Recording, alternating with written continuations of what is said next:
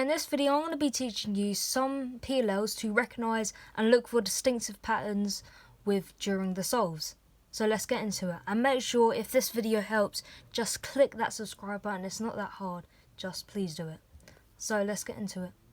So if we finish PLL and you come across this case where we've got these two, now you're probably wondering what PLL it is, and you probably either do some cube rotations or stuff, but this is an F perm.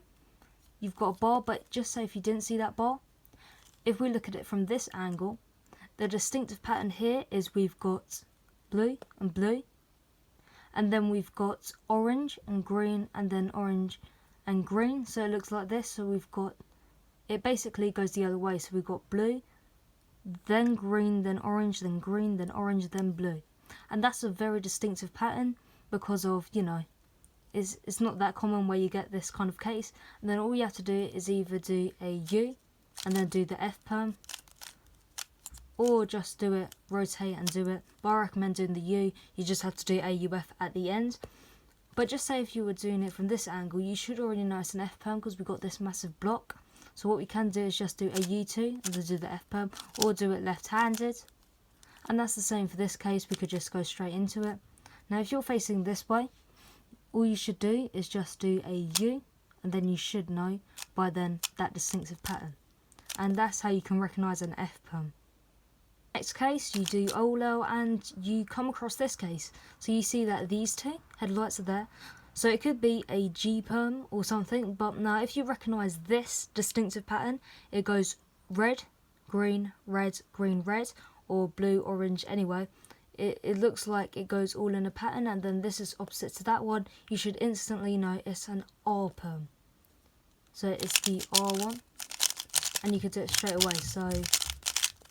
So basically, if you've got this pattern, make sure you go straight into it instead of rotating to see what there is at the back. So another PLL that gets unrecognised and can be quite difficult at first is when we've got a block and that's it.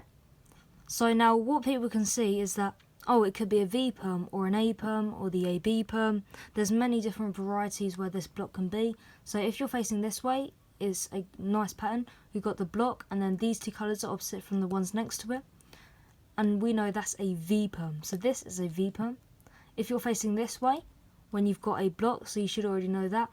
However, now these two are opposite, so these ones are opposite, and then they two don't line up. You should know that you could go instantly into a V perm instead of an A perm.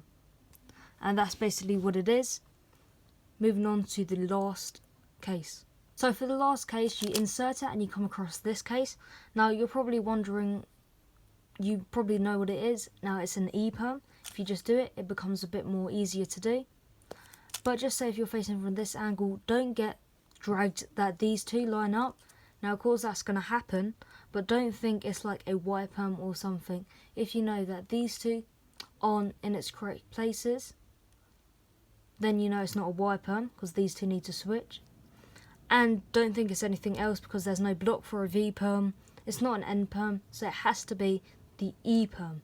So make sure you just notice it as you tell by an E perm by the two colours are opposite.